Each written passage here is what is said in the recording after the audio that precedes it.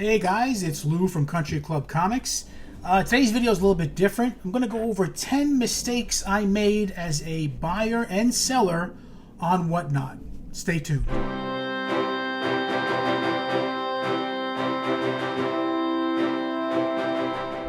Okay, so I've been selling on Whatnot for I don't know how many months. I think since probably since July or August.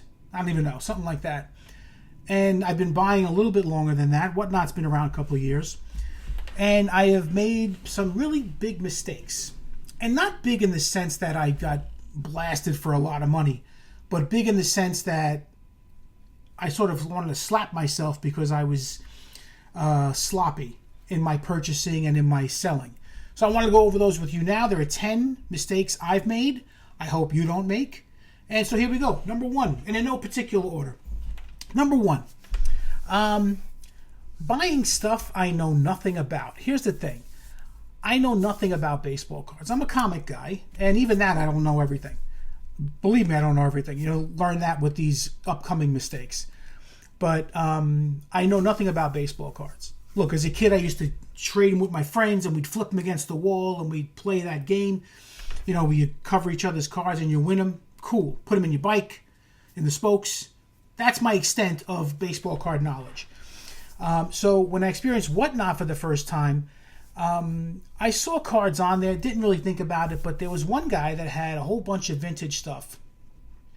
And he had these triple cellophane packs of cards, and I'll put a picture up so you could get an idea of what they were. But these were from 1956 or 57, I forget. And they were kind of cool. These are the racks you saw, or the packs you saw on the racks in stores. These were holiday gift wrap on them or something, kind of cool. You didn't know what was inside. Kind of like the triple pack of comics you'd get, where you could kind of see what was in the middle, and you saw it on the back and in the front. But with these, you really couldn't see what was in the middle because they were, so packed together. So I said, gee, I wonder what could be in here. And I don't know if I fell for the guy's line or whatever. Oh, yeah. And he was selling them left and right. $100, $120, $130. He had like 10 of them. I only got 10 left. Only got 9 left. Only got 8 left. I said, should I jump on this? He goes, there could be a Mantle card in here. I don't know if it was Mantle or somebody else. Could be. He named a couple of players. So I said, all right, let me try my luck here. So I bought one of them. And then I knew it was reduced shipping after that, so I bought another one. It cost me somewhere around $220, $230 to buy baseball cards I knew nothing about, absolutely nothing about. And I got them, and I opened them, and nothing. Commons. There was one card that I think went for like, I don't know, 10 or 20 bucks, something like that. But for the most part, they were, and they not only were they commons, but they kind of looked like they were rewrapped. They didn't look like they were new cards that you get in a Topps pack, So I didn't make a big deal about it. I said, all right, lesson learned. I'm never going to go through that again. I will only stick to what I know, or at least partially what I know. That was one experience as a buyer. Number two, here's an experience as a seller. We kind of have this thing in the comic community where we're a community, and for the most part we are. But I got to tell you, underneath that community, there are people that are just looking to attack vulnerable, weak collectors. And I don't mean when you're vulnerable or weak overall. Like maybe you don't know everything about this particular book or this particular run. So you can guarantee that everyone's out to get the best deal. And most will be honest with you. Most will be honest. Some won't. Some will sneak in. Some will sidewind. Some will blindside. And that's what happened in this particular case. I had come across a huge collection of Batman comics. Now, when it comes to the key issues of Batman from, the early hundreds or below 100, basically from 1 to maybe 420, 430. I know most of the keys because that was my era of collecting, and then I had stopped. I'm not familiar with the keys that are in the 500s, even the upper fours, 600s, 700s. So when I got these books, I just assumed, and that was stupid of me, that everything in those upper numbers was, $3 book, $4 book, whatever. So I had a filler show on Whatnot, and I sold Batman fillers. And these were $3, $4 or whatever, and it was a decent show, And I had a set number of books that I was selling, okay? And because I knew these were $3, I had them set aside. And then I had books that I had set aside because for some reason they had a key element to them. And I wasn't selling them, all right? I just had them separate. So this one guy comes on, he's a seller too, and he gets this $3 book, this $3 book, nice, decent amount. And then he says, oh, by the way, do you have this number book? And I was so caught up in the fray, in the melee, that I said, oh, let me check, boom, boom, boom, because I was trying to fill people's runs. That was the thing. I was trying to do the right thing. You want to fill your run? Come to this show. So I pulled out this comic, and I knew it had a key element, but I knew nothing about the value. I just assumed it was like, I don't know, $5, $6, $7 value. I said, oh, yeah, I have this too. But he goes, yeah, just put that in. It's great. Thanks. And I sold what should have been a $50 or $60 book for $5. That's on me, completely on me. But understand this, that when you're not aware of what you're selling, you will get ripped off by somebody. Most people would have said, oh, that's the first appearance of this, you might want to rethink selling. No. They will jump on you the moment you show you don't know what you're talking about. That's why I won't go to a show and have my stuff out of shows. I just don't trust myself. So I got to stay home and I have to just carefully curate what I'm going to sell, research it and such. But understand that going in, that if you do show weakness, if you don't know what you have, there is going to be someone that takes advantage of you. And the worst part was, not that he got he got it fair and square. I mean, look, this is a business, right? Okay. I offered to buy it back from him when I figured out my mistake. And his response was, oh, you never sold me that book. No, you never sold me that book. Refused to acknowledge that I had sold him that book. So I kind of knew where he stood in terms of integrity, of which he had none. But again, my fault. I was not prepared. All on me. Absolutely. But I still do believe in this community, and there are really good people in this community. They just want everybody to have a good time and succeed. And they're not looking to sort of pillage people who might have a weak moment or maybe a little bit less knowledge than they do. All right, let's go to number 3. This is as a buyer. Now, in addition to comics, I don't know if you can see back there, I always pointed out, I collect Mego dolls. Mego dolls were the action figures from the 70s. Yes, I call them dolls. So I had a Mr. Mixel-Pitalik. I'll put a picture of it here. And you know this character from Superman. But I had sold, years ago, I had a really bad box that came with it. I want all the figures in boxes. I'd sold the box with the figure I had, the extra figure. And I don't know what I got for it, but I wanted to get them all back in box form. So on Whatnot, there was somebody selling Mego figures, which is kind of rare. You don't see that a lot. And what did I do? I got into a bidding war. And this figure typically on eBay will cost you, with the box, less than $100. So it was I think it was at $70, and then it was $80, and then $90, then $100. And I think, if I'm not mistaken, I wound up paying $120, okay? Because I got caught up in this bidding frenzy with somebody else. Now, on top of that, it's $9 shipping, and then tax. So I paid, north of $140 for, I don't know, a figure that was worth $90, $80 any day of the week on eBay. Lesson learned. Don't get caught in the melee of the bidding war. Okay, number 4. This is as a seller. If you're a seller, you understand. Whatnot buyers are not grail hunters. They're not going to come to the table with the money that is really even fair market value for a lot of books. Now, if they're stupid like me, They may get caught up in a bidding war from time to time, but for the most part, people are not going to lay out the money that, as a seller, for the books you have that are grails, you rightly deserve, because this is the fair market value.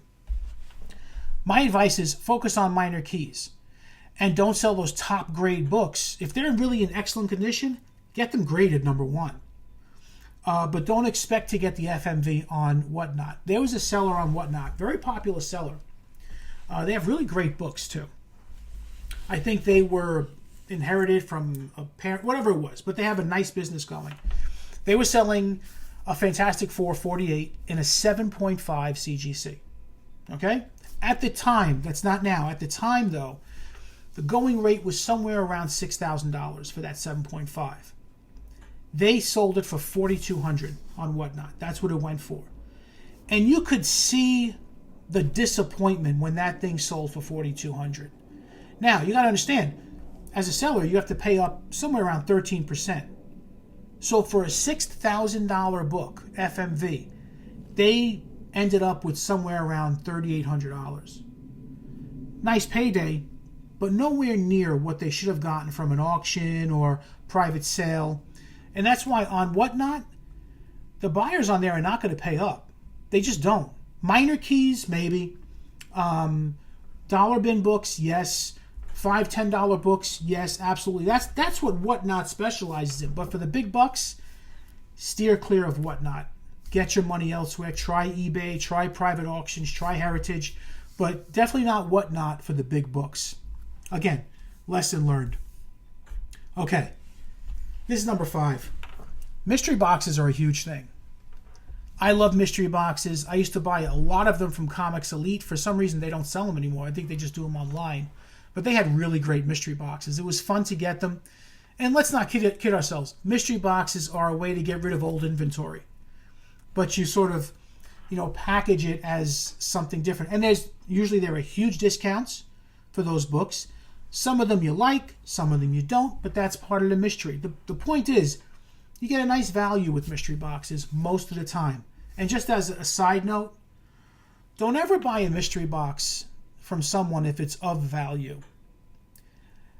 I see people doing this, but I really believe that mystery boxes should always be above value. Always above value. And to some point, 25, 30, 50% above value. Even more if you can.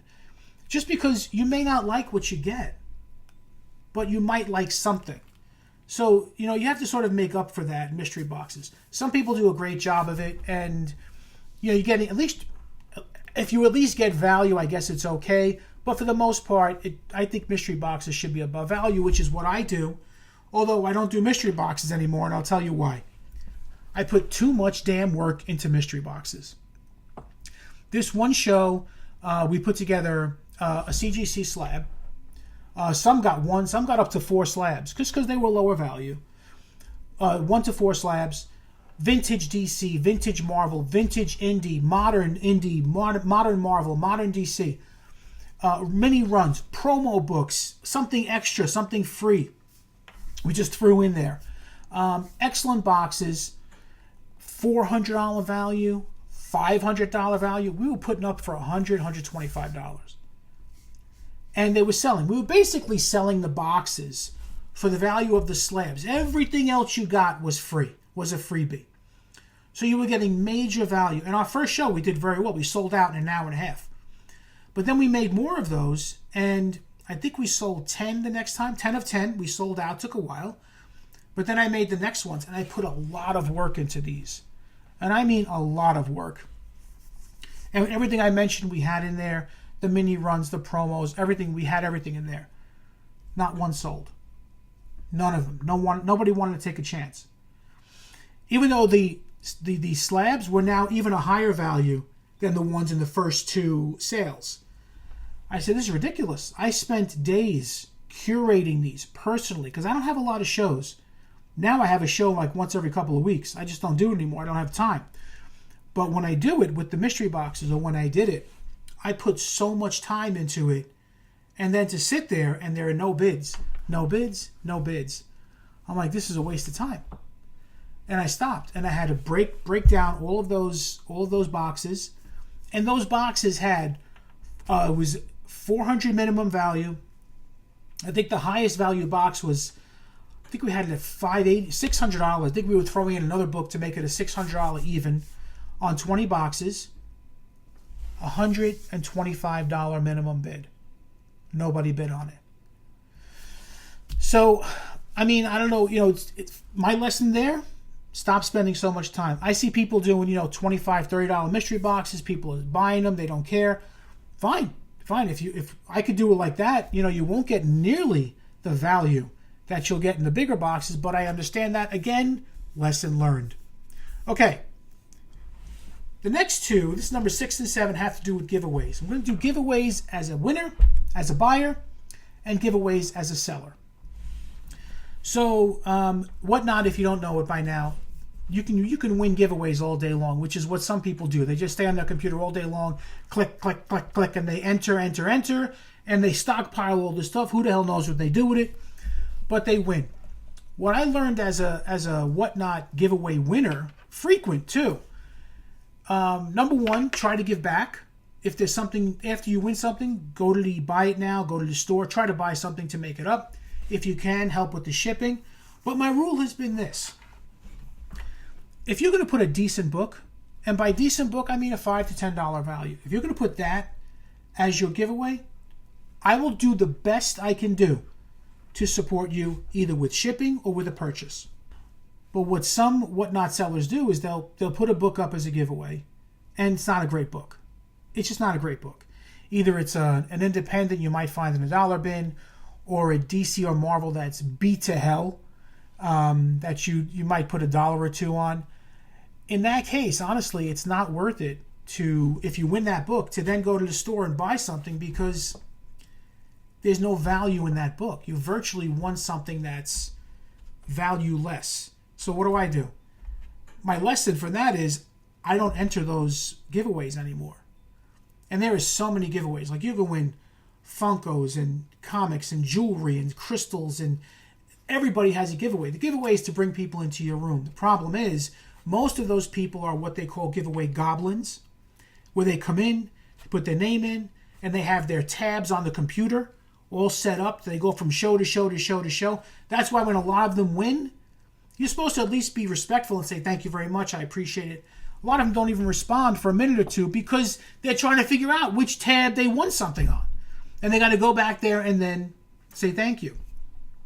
So the best thing to do with giveaways, only enter the ones where you really like the book that's being offered. Otherwise, there's no point to it.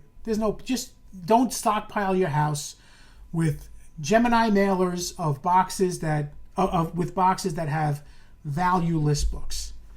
Okay? And then if you offer a giveaway as a seller, don't do a novelty. And people know what I'm talking about. Some people just send ridiculousness.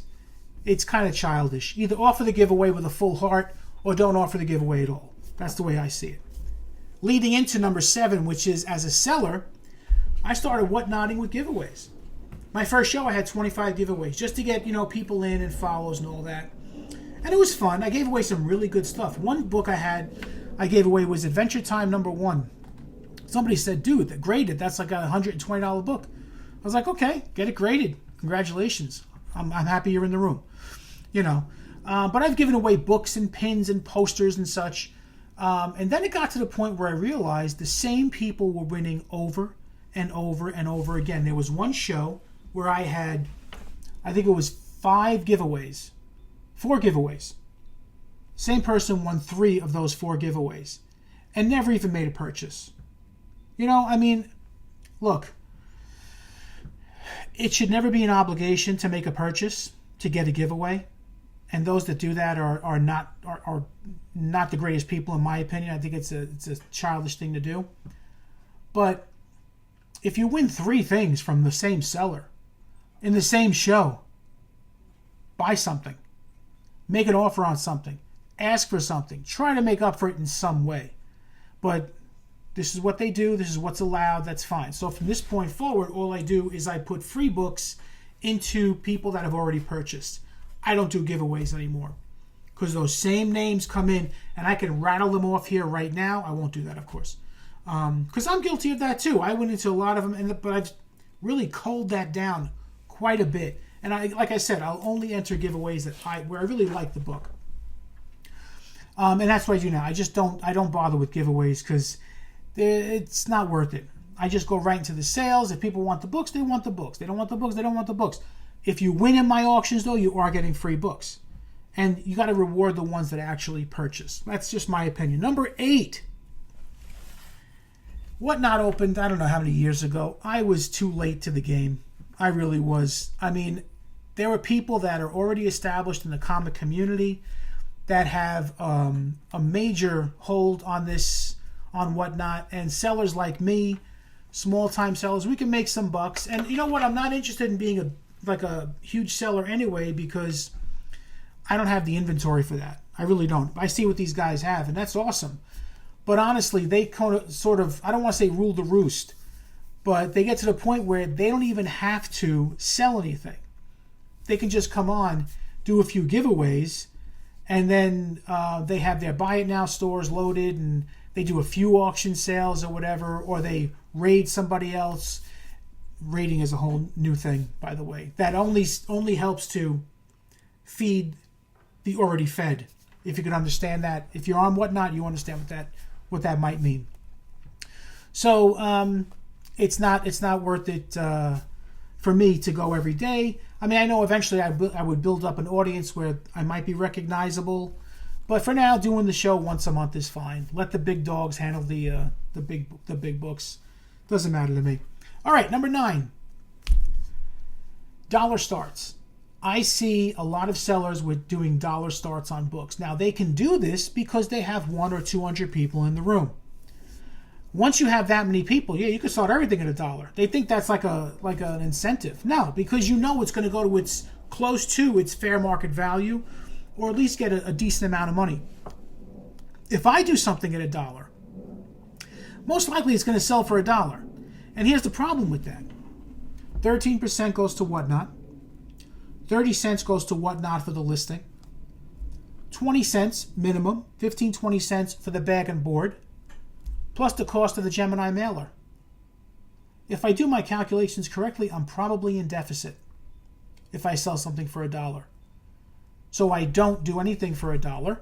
I can't. It doesn't make sense. As a Whatnot seller, at my level, you can't start anything at $1 until you have 30, 40, 50 people in the room. Then maybe you have a chance of getting some competition. But dollar starts, not a great thing. And last, number 10. I've seen CGCs sell for quite a bit on Whatnot. And when I say quite a bit, I mean there's at least this competition going back and forth. I said, okay, I got some books graded. They are extremely low on the CGC census. 9.8s, all 9.8s. Extremely low on this census. I did a video on this a while back.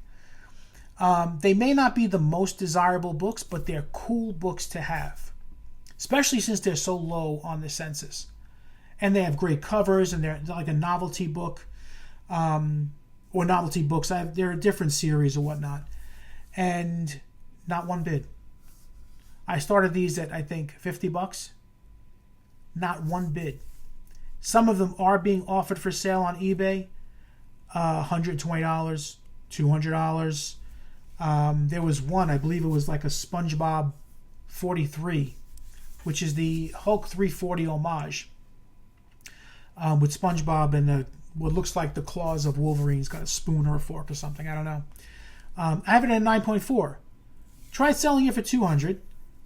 There are not that many on the census. Not a bite. Not even an offer. But the other ones I had started at $50. Nobody wanted them. Nobody wanted them. So I have these very rare CGCs that I now have to put on eBay, which I will. So not a big deal. I learned my lesson. Again, it goes back to that lesson about don't put high-priced books on Whatnot because you're not going to come near fair market value. You're just not. Even the big dogs, I've watched their shows. Their books do not come close to fair market value. Nothing close to what they ask. And that's pretty much it. Those are my 10 mistakes that I've made on Whatnot as a buyer and a seller. hopefully learned my lesson, or else maybe I'm stunad. I don't know. But I will see you guys in the next video. Thanks for watching. Do me a favor, please subscribe, like, and comment. Let me know if you've had similar experience. I'd be very curious to know if you have. It would make me feel better. But I will talk to you guys soon. Be well.